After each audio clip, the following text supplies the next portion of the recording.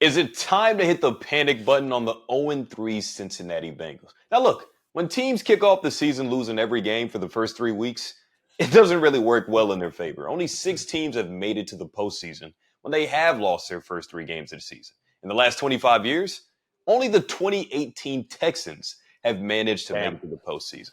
But Damn. after they lost their first 3 games, they went on to win 9 straight, finished the season 11-5. But one thing that the Bengals don't have that those Texans did was J.J. Watt and a pretty solid secondary. The Bengals defense, J.J. Watt ain't walking through that door anytime soon. So how are you feeling about where the Bengals are at? Do you think they still have a shot? Or should we really start calling this a burning building right now? Listen, no team wants to start 0-3. It's not an ideal situation, not an ideal spot for any NFL team. Listen, you have Joe Burrow, who is coming off of an injury from last year, and you have a whole lot of story going around your two receivers here. Both Jamar Chase and T. Higgins did not get paid this offseason like they both wanted. Both of them are playing on a contract year. Both have been more T. Higgins than Chase has been dealing with an injury this season as well. Just came back last game. This could be the last year for Joe Burrow, Chase, and Higgins. And I think just the thought of that alone should make Bengals fans panic. So it's a long season, like you mentioned. The Texans won 9 straight games after losing the first 3. One thing the Bengals do have as an advantage over that Texans team, although J.J. Watt is not walking through that door like you mentioned, their advantage is they have one extra game. They have 17 games now. So they have an extra game that they could benefit them, an extra win in their back pocket that could help sneak them into the playoffs. It's not, I say football, it's a long season. It's not a long season comparatively speaking to other sports, whatever. For but sure. we are only on week 4, going into week 4 out of 17. So that being said, there's still plenty of time, plenty of game left. But again, I think Bengals fans should be, they should be aware of what's going on with the team. Not only are there poor management, front office decisions being made, like your guys not being paid. Joe Mixon did leave this offseason, went to the Texans, and he's having a pretty good season. And, Zach Moss did okay last year for the Colts, but he ain't no Joe Mixon. It's a pretty big drop-off. Neither is Chase Brown. I think literally watching their Monday night game, they said that they think their running back room is better than what it was last year and the years past when you had Joe Mixon. But I don't know about that. I don't know. And so we got a combination of front office issues. And let's be honest, what we're seeing on the field is not the best product that Cincinnati fans would like to see, especially from their defense. They're 0-3 this year, like we mentioned. One of those losses was to the Chiefs. Justified. That's fine. Defending Super Bowl champ.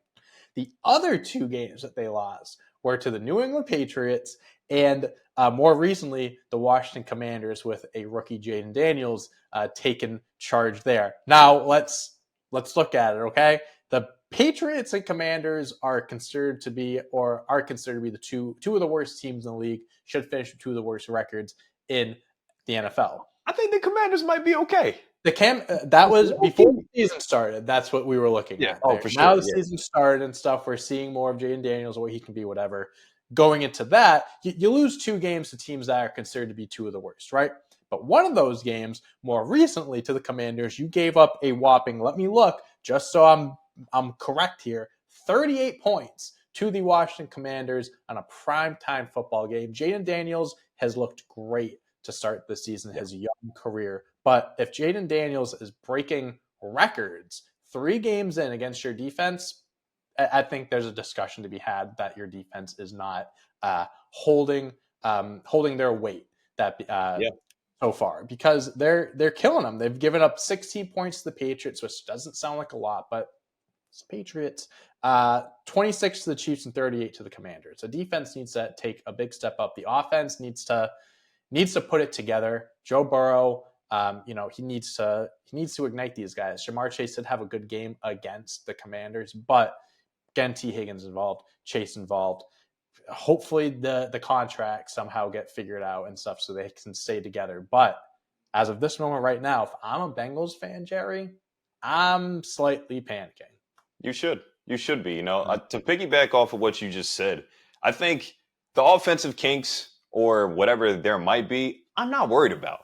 Like Yeah, Joe definitely Burrow more threw, concerned about the defense yeah, and the offense. Joe Burrow literally just threw for 330 plus yards and had 3 touchdowns. So like, I am not worried about anything on that side of the ball. Maybe outside of some protection schemes, but totally cool with what they got going on.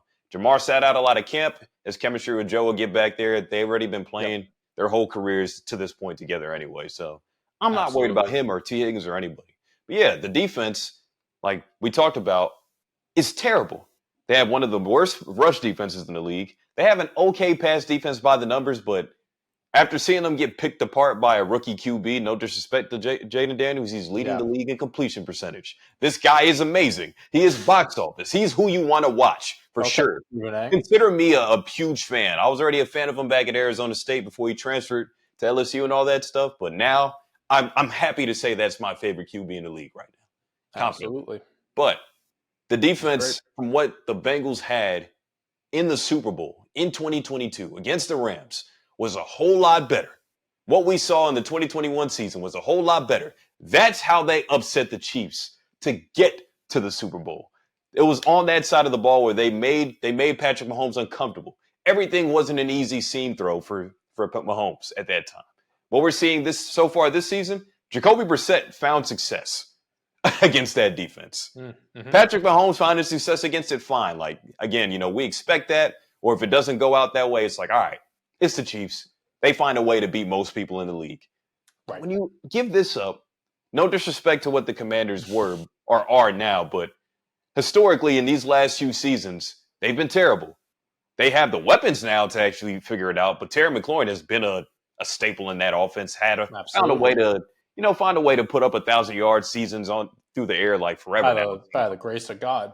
Yeah, with Ryan Fitzpatrick or Taylor Heineke or whatever. Like the graphic that they showed of all the quarterbacks that he's had throw a touchdown to him. It's crazy. It's crazy. I'm happy that he finally has a quarterback.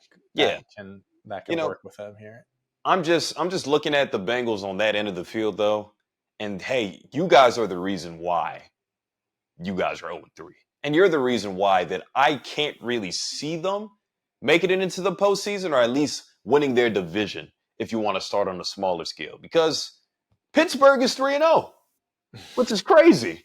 The Ravens and the Browns are 1-2, which is also kind of crazy. I didn't think these teams would be this bad, but to be at the bottom of that list, I know the Browns were kind of out on them because of the Deshaun Watson play, but that's still a Super Bowl caliber defense, no matter how we slice it. They figure it out even a little bit. The Browns could stay somewhere in mediocrity where they could be above the Bengals. So really now, what I'm thinking, the Bengals really need to nail all these division games. They need to beat all the teams that I just mentioned at least once or twice. Out of all these matchups that they had, the next 6 games that they play against the division foes, they need to find a way to win these games because that's going to be huge when we're talking about seeding, when we're talking about tiebreakers for who gets what. So I'm smacking the hell out that panic button with you right now. The building is on fire, and I don't care. I know they play the Panthers this upcoming week 4. Here's a little nugget for people that might not know. Andy Dalton is going to be the starter for Carolina. Oh, yes, he is. Andy Dalton spent 9 to 10 years playing in Cincinnati before the Joe Burrow Revenge game. And why does this matter even more? They benched this brother on his birthday. Oh. Whenever he was in Cincinnati. And they did it after the trade deadline. After the trade deadline, they benched him. So you couldn't even demand a trade. You're just sitting there for the rest of the season, with all due respect, watching scrubs play the rest of the season now. Like, wow, I'm really not good enough for this? Nah, man. Andy Dalton's about to go crazy on you guys. That's something to keep in mind when you're looking at which games to bet this weekend.